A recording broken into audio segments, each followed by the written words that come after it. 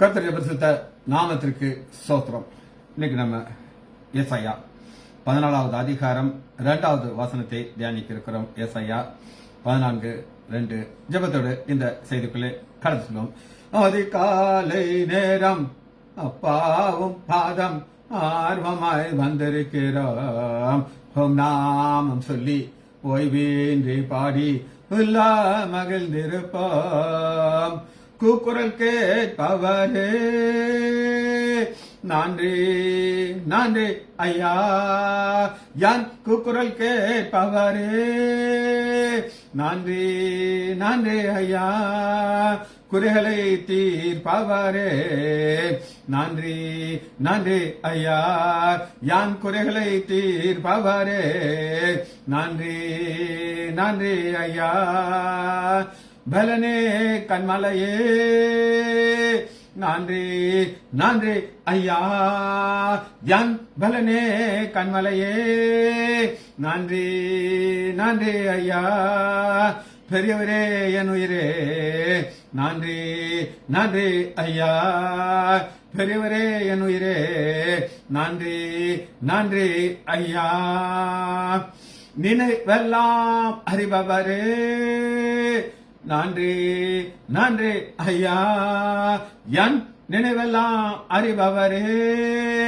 நன்றி நன்றி ஐயா, நிம்மதி தருபவரே நன்றி நன்றி ஐயா, எனக்கு நிம்மதி தருபவரே நன்றி நன்றி ஐயா, நலம் தரும் நல் மருந்தே நன்றி நன்றி ஐயா, நலம் தரும் நல் மருந்தே நன்றி நன்றி ஐயா, நான்மைகளின் ஊற்றே நன்றி நன்றி ஐயா, நான்மைகளின் ஊற்றே நன்றி நன்றி ஐயா, மாறானத்தை ஜீத்தவரே நன்றி நன்றி ஐயா, மாரணத்தை ஜெயித்தவரே நன்றி நன்றி ஐயா, மன்னா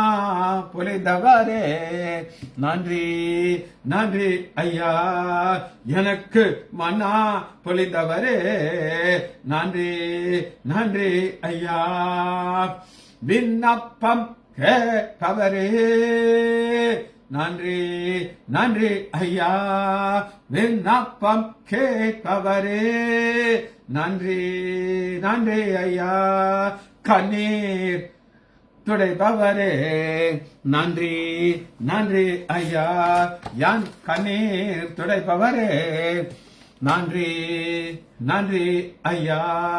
இயேசுவே நாமத்தினாலே ஜெபங்கள் பிதாவே, ஆமென். Mariyal sister praise Lord, Kavitha sister praise Lord, Leela Ammal praise Lord, John Jabaraj brother praise Lord, Nagarathnam Ammal praise Lord, Selvi teacher praise Lord, Daniel Rajesh praise Lord. இப்ப நம்ம வசனத்துக்குள்ள வருகிறோம். லாங்குவேஜ் ஏசாயா 14வது அதிகாரம் 2வது வசனத்தை நான் உங்களுக்கு வாசிக்கிறேன். ஜனங்கள் அவர்களை அழைத்து கொண்டு போய் அவர்கள் ஸ்தானத்தில் விடுவார்கள். இஸ்ரேல் வம்சத்தார் கர்த்தருடைய அவர்களை வேலைக்காரர்களும் வேலைக்காரிகளாகவும் கையாண்டு அவர்களை சிறை. அப்ப ஃபர்ஸ்ட் நம்ம பார்க்க போறது வேலைக்காரிங்கிறதுக்கு, வேலைக்காரின்னா சர்வன்ட் தான் கரெக்ட் வார்த்தை தமிழ்ல, ஆனா இங்கிலீஷ்ல ஃபீமேல் அப்படின்னு ஃபீமேல். இந்த ஃபீமேல்ங்கிறதுக்கு ஒரு கிரேக்க வார்த்தை நம்ம பார்க்க போறோம். டெலோஸ் டெலோஸ் டெலோஸ் THELOS இ மேல ஒரு கோடு டெலோஸ் டெலோஸ். அந்த கிரேக்க வார்த்தையில பெண்களுக்கு ஆண்களுக்கு இல்லாத ஒன்றா இருக்கிறதுனால அதை டெலோஸ் அப்படின்னு சொல்றாங்க. சரி, அது நான் சொல்றேன். அது என்னன்னா மார்பு. மார்புக்கு THELE டீலிங்கிறது பிரஸ்ட் மார்பு. அப்ப ஒரு பெண்ங்கிறத கிரேக்க வார்த்தை எதை வைத்து சொல்லுதுன்னா மார்பு, பிரஸ்ட். அதான் டேலோஸ், டேலோஸ். சரி, வார்த்தைக்குள்ள போகிறோம். எங்க இருக்குது அப்படின்னு கேட்டீங்கன்னா மத்தேயு எடுத்து பாருங்க. நான் சொன்னது கிரேக்க வார்த்தை, அதனால மத்தேயுல புதிய ஏற்பாட்டில் இருக்கு. 19வது அதிகாரம்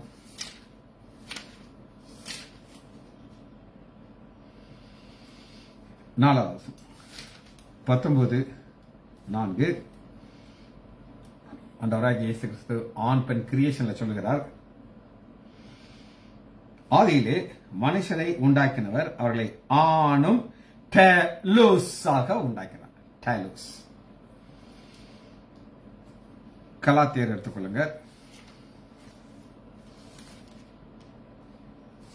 3வது அதிகாரம் 22வது வசனம். கலாத்தியர் 3:22.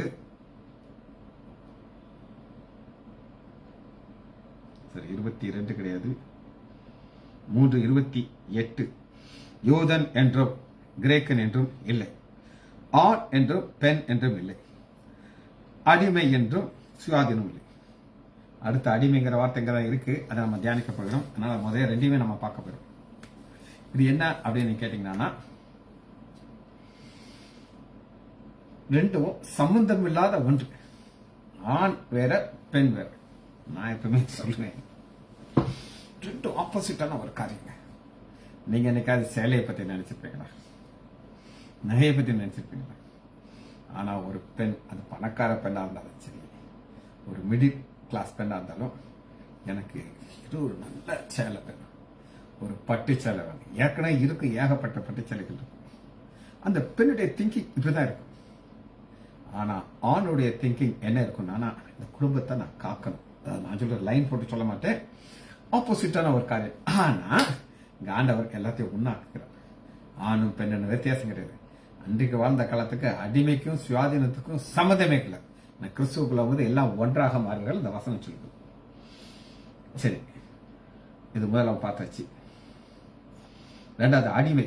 அடிமைங்கிறதுக்கு இந்த வார்த்தை தான் இருக்கு. அடிமைங்கிறதுக்கு சோமா, சோமா, சோமா, சோமா, எஸ் ஓ மேல ஒரு கோட்டை போடுறேன், எம் ஏ, சோமா, ஸ்லேவ். நம்ம அந்த லாங்குவேஜ் கற்றுக்கொள்றதுல என்ன ஒரு ஸ்பெஷலான ஒரு ஆசீர்வாதம் அப்படின்னு கேட்டீங்கன்னா, இந்த சோமாங்கிற ஒரு கிரேக்க வார்த்தைக்கு என்ன அர்த்தம் அப்படின்னு கேட்டீங்கன்னா, ஒரு பாடி. அது என்ன கிடையாது, ஆத்துமா இல்லாத ஒரு சரீரம், ஒரு செத்து போச்சு ஒரு பாடி. இந்த பாடி கிடக்கும். அந்த பாடிய என்ன இருக்காதுன்னா எல்லாம் இருக்கும், ஆனா ஆத்துமா இருக்காது. அப்ப ஒரு அடிமைய அவங்க ஒரு மிருகம் போல பாக்குறாங்க. எப்படி மிருகத்திற்கு ஒரு ஆத்மா கிடையாதோ அதுபோல சோமா அப்படின்னு கேட்டீங்கன்னா அடிமை. சரி, இதுக்கு எத்தனையோ வார்த்தைகள் இருந்தாலும் எனக்கு ரொம்ப பிடித்த ஒரு வசனத்தை உங்களுக்கு நான் காட்டப்படுறேன். வெளிப்படுத்துதல் 18வது அதிகாரம்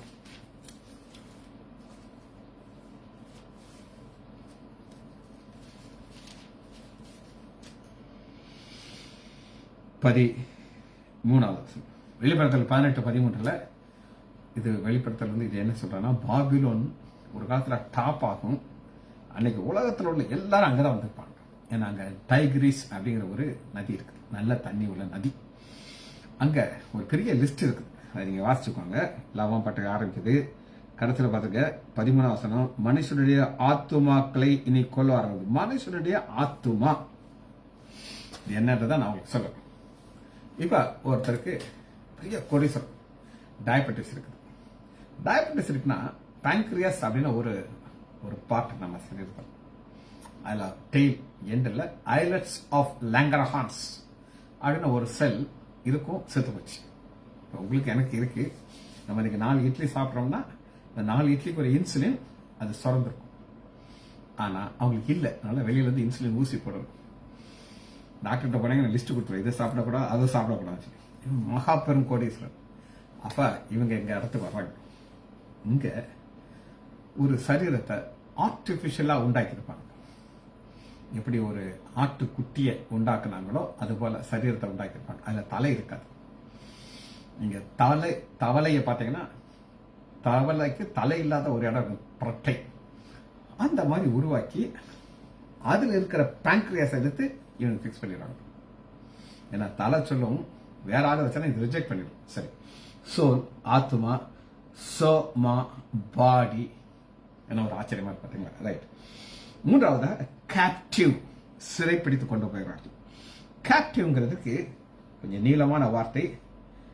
நான் முதல்ல சொல்றேன், வேணும் எழுதிக்கோங்க, அப்புறம் விளக்கத்தை பார்க்கலாம்.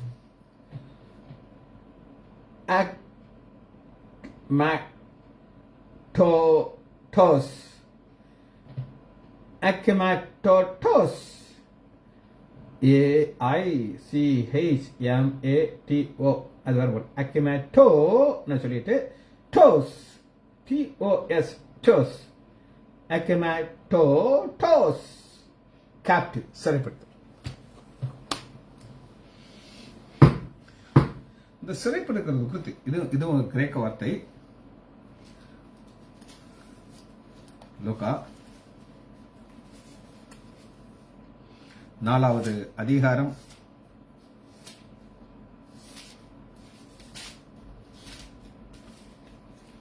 18 4:18 கர்த்தருடைய ஆவியானவர் என்மேல் இருக்கிறார், தரித்திரத்துக்கு சுவிசேஷ பிரசங்கம், என்னை அபிஷேகம், இருதயம் நறுமண்டவர்களை குணமாக்கும், சிறைப்பட்டவர்களை விடுதலையாக்கும். இந்த சிறைப்பட்ட கேப்டிவ் இங்க இந்த வார்த்தை இருக்கு. இதே ஒரு கான்செப்ட இப்ப நம்ம பார்க்கிற இதே கான்செப்ட வெளிப்படுத்தல் நீங்க பார்க்கலாம். வெளிப்படுத்துதல் 13வது அதிகாரம் 10வது வசனம். சிறைப்பட்டு கொண்டு போகிறவன் சிறைப்பட்டு போவான். இங்க நீங்க பாக்குறீங்களா? சிமிலர். அந்தி கிறிஸ்து காலத்தில் இது நடக்க இருக்கிறது. எபேசியர் 4வது அதிகாரம்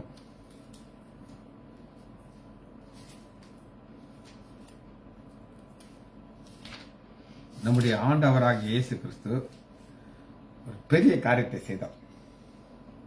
4வது அதிகாரம் 8வது வசனம். ஆதலால் அவர் உன்னதத்துக்கு ஏறி சிறைப்பட்டவர்களை சிறையாக்கி. இது பழைய ஏற்பட்ட பரிசுத்தவான்கள் 2 இடம் இருக்குது. ஒன்னு பெரும் பிளவு இருக்குது. இங்க பார்க்கலாம். அப்படி கஷ்டப்படுற மக்களை நீங்க இங்க இருக்க வேண்டாம் அப்படின்னு அவர் உன்னதத்துக்கு கொண்டு போனார். இது கேப்டிவ். அடுத்து ஆளுகை, ரூல், மேசால். மேசால் இது எபிரேய வார்த்தை. மேசால், ரூல், MASAL, மேசால். ஒரு கோடு பாருங்க, மேசால், ரூல், ஆளுகை.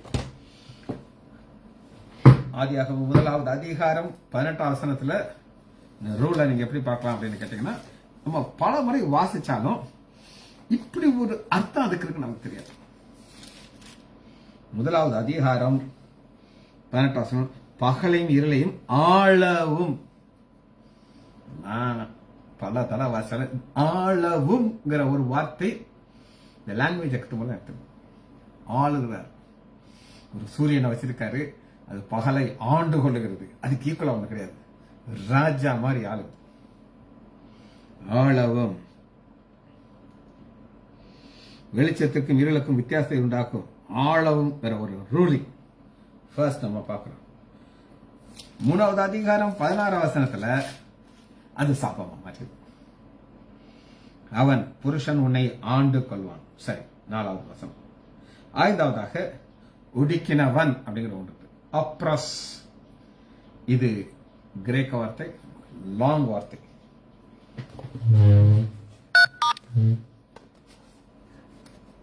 கட்டா டியூ கெட்டாங்கிறது என்னன்னு நான் உங்களுக்கு சொல்றேன். கெட்டாவை தனியா வச்சுக்கோங்க. டியூ நா 2வது வச்சுக்கோங்க. Stereo, KATA, கெட்டா. டியூனோஸ், DUNA, tuna. Stereo, STEUO. பிரிச்சு நான் சொல்லித்தரேன். அழகா காத்த பெருசா இருக்கா? ரைட். இந்த கெட்டாங்கிறதுக்கு அர்த்தம் என்னன்னா டவுன். நீ கீழே இருக்கிற ஆளுகிறாங்க. இவன் பெரிய ஒரு ஜமீன்தாரா இருந்தாலும் கோடீஸ்வரர் இருந்தாலும் அடிமையாச்சுன்னா அவனுக்கு கீழே இருக்கும். அதான் கெட்டா. இதுக்கு காரணம், இதுக்கு என்ன அர்த்தம்னா எக்ஸஸ் பவர், அதிக பவர் இருந்தா தான் இதை செய்ய முடியும். இன்னொரு வார்த்தை சொல்றேன், அவன் தான் கற்றுக்கொண்டதான் டியூனாமிஸ். DUNAMAI, டியூனாமிஸ், டு ஹேவ் பவர். இதுல இருந்து வந்ததுதான் டியூனாமிஸ். டியூனாமிஸ்க்கு வந்து ஆட்டம் பாம், ஒரு பவர், டியூனாமிஸ். இது நீங்க எங்க பார்க்கலாம்னா யாக்கோபு 2வது அதிகாரம் 6வது வசனத்துல உங்களை ஒடுக்கினவர்கள் அப்படின்னு ஒரு வார்த்தை இருக்குது. உங்களை ஒடுக்கினவர்கள். சரி, நம்ம லாங்குவேஜை பார்த்தாச்சு.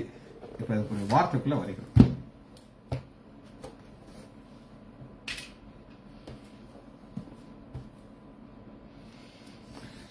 இந்த வார்த்தை யாரை நோக்கி போகுது அப்படின்னு நீங்க கேட்டீங்கன்னா அங்கிருந்து அது ஆரம்பிக்கும். யாரை நோக்கி போகுது இந்த வார்த்தை?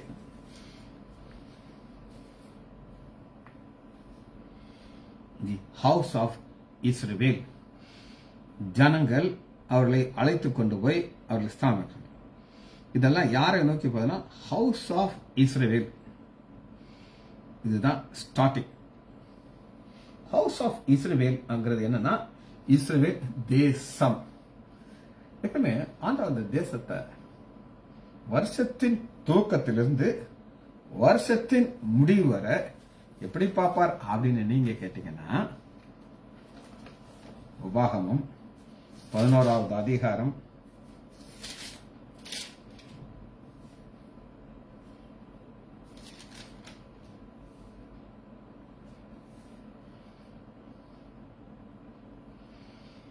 12வது வசனம், அது உன் தேவனாய கர்த்தர் விசாரிக்கும் தேவன், வருஷத்தின் துவக்கத்தின் முதல் வருஷத்தின் முடிவும் எப்பொழுதும் உன் தேவனாய கர்த்தருடைய கண்கள் அதன் மேல் வைக்கும். அந்த தேசம் அவருடைய தேசம். அது கேர்ஃபுல்லா பார்த்துக்கிட்டே இருக்காரு. பார்த்துக்கிட்டே இருக்கும்போது அவருக்கு இப்ப பாவங்கள் எல்லாம் மன்னிச்சுட்டாரு. மன்னிச்சுட்டு எப்படி அவர்களை ஆசீர்வதிக்கிறார் அப்படின்னு நீங்க கேட்டீங்கன்னா முதல் குறிப்பாக நம்ம பார்க்க இருக்கிறோம் 14வது அதிகாரம் முதல் வசனம். கர்த்தர் யாக்கோபுக்கு இறங்கி ஹவுஸ் ஆஃப் ஜாக்கப் அப்படின்னு சொல்லி இங்கிலீஷ் பைபிள்ல தெளிவா இருக்கு. ஆனா தமிழ்ல பிரிக்கும்போது கொஞ்சம் பிரிச்சு எழுதிட்டாங்க. அதனால மேட்டரா தான் ஹவுஸ் ஆஃப் ஜாக்கப், யாக்கோபினுடைய வீடு. இறங்கி அவளை தெரிந்து கொண்டு அவளை தாபரிக்க பண்ணுகிறார். தேசத்திலே இஸ்ரேல் தேசத்தை தாபரிக்க பண்ணுகிறது முதல் ஆசீர்வாதம். 2வது ஆசீர்வாதத்தை நீங்க பார்க்கலாம் 18வது அதிகாரம் முதல் வசனம். எசாயா 18:1.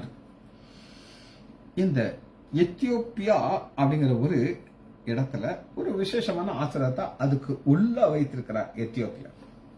இதை நீங்க புரிந்து கொள்றதுக்கு நீங்க 7வது வசனத்தை நீங்க பார்க்கணும். அக்காலத்திலே, ஒரு காலத்தை குறித்து ஆண்டவர் சொல்லுகிறார். நம்ம சமாதானமா இருக்கிறோம். ஒரு யுத்தம் வந்துருச்சுன்னா எல்லாம் சமாதானம் பெறும். அதுபோல அக்காலத்திலே நெடுந்தூரமாய் பரவி இருக்கிறதும் சிறைக்கப்பட்டதுமாக துவக்கம் முதல் இதுவரைக்கும் கெடிதாயிருந்தும் அளவில்லாதப்பட்டதும் மிதிக்கப்பட்டதும் நதிகளுக்கு பாலாக்கதமான ஜாதியானது இப்படி ஒரு எல்லாத்துக்கும் குவாலிபிகேஷன் ரிலேட்டு சேனைகளுடைய கர்த்தருடைய நாமம் தங்கும் ஸ்தலமாகிய சியோன் மலைக்கு. இவங்க கேரக்டர்லாம் மோசமா இருந்துச்சு, வாழ்ந்த வாழ்க்கை கஷ்டமா இருந்துச்சு, வேதனையாச்சு. ஆனா ஆண்டவர் மேல அன்பு குறிக்கிறார், தாபரிக்கப்படுகிறார். எங்கே அப்படின்னு நீங்க கேட்டீங்கன்னா அது கர்த்தருடைய நாமம் தங்கும் ஸ்தலமாகிய சியோன் மலை. இதுதான் பெரிய ஆசீர்வாதம். ஹவுஸ் ஆஃப் இஸ்ரவேல், இஸ்ரவேல் தேசத்துக்கு கிடைக்கிற ஒரு ஆசீர்வாதம். ரைட். 2வது குறிப்பு 60வது அதிகாரம் 9வது வசனம். 60:9. தீவுகள் எனக்கு காத்திருக்கும், அவர் உன்னை மகிமைப்படுத்தினார். மகிமைப்படுத்தினார். அடிமையா இருந்தாங்க, சிறைப்பட்டவர்களை சிறையை கொண்டு போய் மகிமைப்படுத்தி என்று உன் பிள்ளைகளையும் அவர்களோடு கூட அவர்கள் பொன்னையும் அவர்கள் வெள்ளியும் உன் தேவனாய கர்த்தர் நாமத்திற்கு என்று, நாமத்திற்கு என்று, அவருடைய நாமத்திற்குள்ள வல்லமை இருக்கு, பவர் இருக்கு. அந்த வல்லமை இந்த ஆசீர்வாதத்தை இவர்களுக்கு கொண்டு வருகிறது. சரி, அடுத்து இதனுடைய கடைசி ஒரு குறிப்பை பார்க்க போறோம். 61வது அதிகாரம் 5வது வசனம். 61:5. மாறி ஜாதியார் நின்று கொண்டு உங்கள் மந்தைகளை மேய்த்து அந்நிய புத்திரர்கள் உங்கள் பண்ணையாளர்களும் உங்கள் திராட்சை தோட்டத்துக்கு வேலைக்காலம் இருப்பார்கள். இதை குறித்து நான் டீட்டெயிலாக நான் சொல்லியிருக்கேன். கட்டாயம் நீங்க வந்திருக்கேன், அது சந்தேகம் இல்லை. சொல்லுங்க என்னன்னு சொல்லு. இப்ப இன்னைக்கு இஸ்ரேல் தேசத்துக்கு நீங்க போனீங்கன்னா, இது நான் போனது கிடையாது, பாஸ்டர் சுரேஷ் ராமச்சந்திரனுடைய செய்தியிலிருந்து நான் உங்களுக்கு சொல்றேன். பாஸ்டர் சுரேஷ் ராமச்சந்திரன் அவர் அங்கேயே தான் இருப்பார். இஸ்ரேல் தேசத்துல நிறைய தோட்டங்கள் இருக்கு. அந்த தோட்டத்துல கோடீஸ்வரர்கள் உலகத்துல இருந்து வருவாங்க. வந்து அவங்கள்ட்ட வணக்கம் வச்சு, ஐயா உங்க ஃபீல்டில் நாங்கள் ஒரு 6 மாதம் வேலை செய்ய எங்களுக்கு அனுமதி கொடுக்கணும். நான் பெரிய கோடீஸ்வரன், ஆனால் அந்த தேசத்தில் உங்களுக்கு நான் வேலை செய்யணும். அது எங்களுக்கு ஒரு பெரிய ஆசீர்வாதம். இப்போ நம்ம ஜெபிக்கிறோம் பார்த்தீங்களா, ஜெபிச்சுக்கிட்டு போயிடுறோம். ஆனால் அவங்க அப்படி கிடையாது, வந்துடுறாங்க. உங்களுக்கு நாங்கள் என்ன முதல் செய்யணும், பாப்பா இருக்கேன் ஓசையை வந்து வேலை செய்யலாம். ஃபென்ஸ் நல்லா போலியா இருக்கு, எல்லாம் பூச்சிக்கிட்டு பெஸ்ட் ஃபென்ஸ் ஏதோ அதை அவங்களுடைய எவ்வளோ ஏரியாவோ போட்டுரும். அடுத்து கேட்பான், நாங்கள் என்ன செய்யறதுங்க, அடுத்து எல்லாம் முடிச்சாச்சு, ஒரு மாசத்துல முடிச்சு, இன்னும் எங்களுக்கு இன்னும் 4 மாசம் இருக்கு. அடுத்து சொல்லுவான், இந்த மாடுகளுக்கெல்லாம் இப்படி எங்களுக்கு செஞ்சு கொடுக்கணுங்க. அவன் பார்த்தீங்கன்னா காலில் விழுந்து எல்லாத்தையும் செய்வான். இதெல்லாம் இன்னைக்கு நடக்குது. அவன் சொல்லுவான், நான் இங்க வேலை செய்ய எனக்கு என் ஃபேக்டரியில எல்லாம் அப்படியே ஆச்சரியம் அத்திரிட்டு போகுதுன்னு சொல்லி, இந்த வசனத்தின் அடிப்படையில் அது நடக்குது. பாருங்க 4 வசனம், அவைகள் நெடுங்காலமாய் பாலாய் கிடந்த கட்டி பூர்வத்திலே நிர்மூலமானவர்களை எடுப்பித்து தலைமுறையாக இடிந்து கிடந்த பாலான பட்டணங்களை புதிதாக்குறாங்க. எப்படி நிறைய வருது பாத்தீங்களா. அடுத்து மறுஜாதியார் நின்று, மறுஜாதியார் புறஜாதியார், உங்கள் மந்தைகளை மேய்த்து அந்நிய புத்திரர்கள் உங்கள் பண்ணையும் உங்கள் திராட்சை தோட்டத்தையும் சரி, இதை அடுத்த ஒரு நாம் 2வது குறிப்பாக முதல் வசனத்தை வாசிட்டு அடுத்த வார்த்தைக்குள்ள போகிறோம். 14வது அதிகாரம் 2வது வசனத்துல பாத்தீங்கன்னா, நடவங்க கையாண்டு சிறையாக்கி, அவர்களை சிறையாக்கினவர்களை சிறையாக்கி தங்களை ஒடுக்கினவர்கள் ஆள்கிறார்கள். இது என்ன அப்படின்னு கேட்டீங்கன்னா, சங்கீதத்துல இதுக்கு விளக்கத்தை பார்க்கலாம்.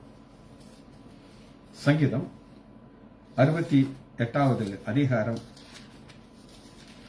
68:18.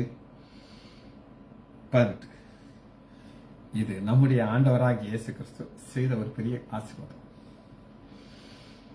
தேவரீர் உன்னதத்துக்கு ஏறி சிறைப்பட்டவர்களை சிறையாக்கி கொண்டு போனீர். தேவனாகிய கர்த்தர் மனுஷருக்குள் வாசம் பண்ணும் பொருட்டு துரோகிகால மனுஷர்களுக்காக வரத்தை பெற்று கொண்டீர். இதே வார்த்தையை எபேசியர் 4வது அதிகாரம் 8வது வசனத்தில் இருக்கு. இன்னும் கொஞ்சம் விளக்கம் நம்ம பார்க்கிறோம்.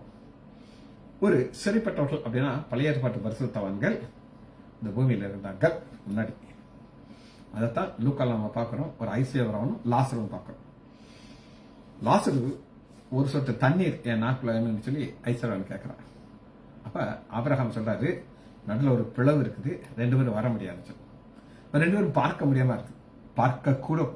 அப்ப ஆண்டவராக இயேசுக்கு எல்லாத்தையும் என்ன செஞ்சிட்டாரு, பரதேசுக்கு கொண்டு போயிட்டார். இது 2வது குறிப்பு. 3வது தாழ்ந்தவன் உயர்த்தப்படுவான். 3வது ஹெட்டிங் தாழ்ந்தவன் உயர்த்தப்படுவான். இதுக்கு முதல் வசனம் நம்ம ஏசாயா 60வது அதிகாரம் 14வது வசனம். 60:14. உன்னை ஒடுக்கினவருடைய பிள்ளைகளும் குனிந்து உன்னிடத்தில் வந்து உன்னை ஆசட்டை பண்ண யாவரும் உன் காலடியிலே பணிந்து உன்னை கர்த்தருடைய நகரம் என்றும் இஸ்ரவேலுடைய பரிசுத்தரின் சீயோன் என்றும் சொல்வார்கள். இந்த பணிந்து குனிந்துங்கிறதுக்கு ஒரு நடந்த சம்பவத்தை உங்களுக்கு சொல்றேன். ஹார்ட்டுக்கு க்ளோஸான ஒரு டாக்டர் முத்துவேல் ராஜன், அவர் முதல் முறையாக இங்கிலாந்து போறாரு ஒரு ட்ரைனிங் காண்டி. அவர் ஒரு சூட்கேஸ் வச்சிருக்காரு. அவர் இறங்கின உடனே அந்த ஹோட்டலில் ஒரு பிரிட்டிஷர் இங்கிலீஷ்காரர், நம்மளை ஒரு காலத்தில் ஆண்டவன், ஒரு வணக்கம் வச்சானா, sir can I take your suitcase அப்படின்னா, எஸ். பின்னாடி அப்படி போகுமா நடந்து வரானா, ரூம்ல வந்துட்டு இன்னொரு வணக்கம் வச்ச உடனே இவர் 10 பவுண்ட் கொடுத்தாரு. சொல்றாரு, இது பெரிய அமௌண்ட். இவங்க ஒரு காலத்துல எங்களுடைய மூதாதியர் ட்ரெயின்ல ஏறணும்னா படிக்கட்டு கிடையாது. நம்முடைய இந்தியன்ல ஒரு தாத்தாக்க பூட்டா குனிஞ்சிருப்பாரு. இந்த பிரிட்டிஷ் ஒரு தாத்தாக்க பூட்டா காலை மிதிச்சு மேலே ஏறி ட்ரெயினுக்குள்ள போவாங்க. இப்ப அதே காரியம் எனக்கு வணக்கம் வச்சான், 10 பவுண்டு தூக்கி கொடுத்தேன். நடந்த சம்பவம், கற்பனை கதை கிடையாது. இது ஆசீர்வாதம். இன்னொரு வசனத்தை நம்ம பார்க்க போறோம். எரேமியா 30:16. எரேமியா 30:16.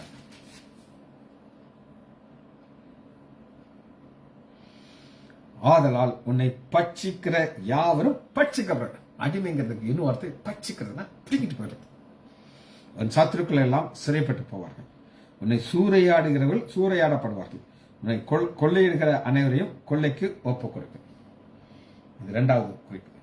மூணாவதாக தானியேல் எடுத்துக்கொள்ளுங்க.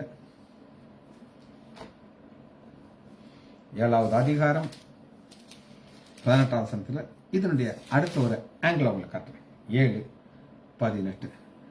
ஆனாலும் உன்னதமானவருடைய பரிசுத்தவான்கள், இவங்கெல்லாம் அடிமையா இருக்காங்க, பழைய ஏற்பாட்டு பரிசுத்தவான்கள், ராஜரீகம் பெற்று என்றென்றைக்கும் உள்ள சதா காலங்களும் ராஜ்யத்தை சுதந்திரித்துக் கொள்வார்கள். கடைசியாக நம்முடைய ஆண்டவராகிய இயேசு கிறிஸ்துவை குறித்து ஒரு வார்த்தை பார்த்து இதை முடிக்க இருக்கும். சகரியா 14வது அதிகாரம் 4வது வசனத்துல அவருடைய பாதம் ஒலிவமலையின் மேல அமர போது 2 பிளக்கும். அதுக்கு முன்னாடி என்ன நடக்கும் அப்படின்னு கேட்டீங்கன்னா 3வது வசனத்தை வாசிக்கிறேன். சகரியா 14:3. கர்த்தர் புறப்பட்டு யுத்த நாளிலே போராடுவது போல அந்த ஜாதிகளோடு போராடுவார். போராட்டத்தினுடைய முடிவுல தான் அவர் 2வது வகை இருக்கு. ஜெபிச்சு முடிப்போமா? மகா இரக்கமும் கிருபையுமுள்ள பிதாவே, உம்மை துதிக்கிறோம் ஐயா. ஒரு வார்த்தையினுடைய ஆழத்தை பரிசுத்தாவியருடைய ஒத்தாசை இல்லாதபடி நாங்கள் வாசிக்க முடியாது ஐயா, புரிந்து கொள்ள முடியாது. இவ்வளவு ஒரு பெரிதான ஒரு ஆசிரியத்தை எங்களுக்கு தந்ததுக்காக நன்றி ராஜா. பிள்ளைகள் ஒவ்வொருவரையும் யான் ஆண்டவராகிய இயேசு கிறிஸ்துவின் நாமத்தினாலே ஆசீர்வதிக்கிறேன். இயேசுவின் நாமத்தினால் ஜெபங்களின் பிதாவே, ஆமென், ஆமென்.